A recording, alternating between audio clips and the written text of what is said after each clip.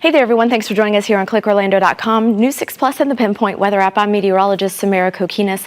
It has been cloudy, windy, and cooler with high temperatures in the 70s today. We do still have some rain tonight, and as we take a look here, those bands of rain continue to be fairly light, especially the further inland you are, where you're dealing with just a little bit of light rain or drizzle. But there is pockets of heavy rain possible along the coastline tonight. We are dealing with a wind advisory for coastal Volusia and Flagler counties through about 4 o'clock tomorrow morning, where you could see wind gusts up near 40 miles per hour, sustained winds out of the north at about 20 and 30 miles per hour. Has everything to do with high pressure continuing to sink into the southeastern United States, interacting with this area low pressure. And basically what's going to happen is the wind is going to remain elevated, and that's going to push these long swells of water to our coastline. So when we take a look at the impacts we're going to have, we do have coastal flood warnings through Tuesday morning up and down the coastline, where you could see large breaking waves at 8 to 10 feet. You definitely need to pay attention to closures, and also significant coastal flooding is expected, especially in areas hit hard by hurricanes Ian and Nicole late last year, where the sand dunes are ruined along with some seawalls.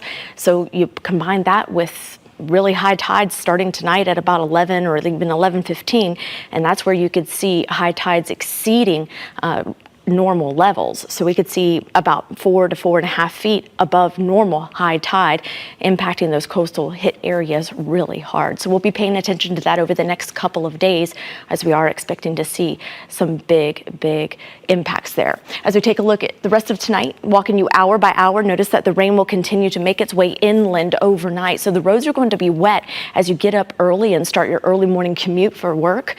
There definitely could be pockets of heavy rain anywhere from about I-95 back toward I-4. The further west, closer to about I-75, I think light rain is still going to keep the road fairly wet there.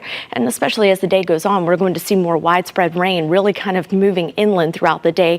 Pockets of heavy rain with embedded thunderstorms are definitely possible throughout the afternoon and into tomorrow night before things start to basically wrap up from there, and we'll start to see slightly lower rain chances for Tuesday and Wednesday. We get a very brief break. So rain coverage tomorrow 60%, Tuesday and Wednesday 20%, before it ramps back up Thursday and Friday. Your overnight lows primarily in the 60s. Marion County, you'll be in the upper 50s. Cocoa Beach will be closer to 70. Then as we begin the day tomorrow, again cloudy, very windy, and still pretty cool. We're not talking about cold, but 74 will be your daytime high, with that east to northeast wind kicking at about 15 to 20 miles per hour. Your rain coverage goes up to 60% in the second half of the day.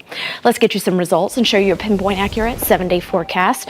Tuesday and Wednesday, because we dial back on those rain chances, we see a little bit more sunshine. Your high temperatures go up to the upper 70s. It's still going to be windy and even breezy for the remainder of the work week. Your high temperatures are back in the low 80s for the end of the work week, with rain coverage going up to 50 and 60%. And that's your pinpoint accurate forecast. Thanks for logging on. You're now up to date.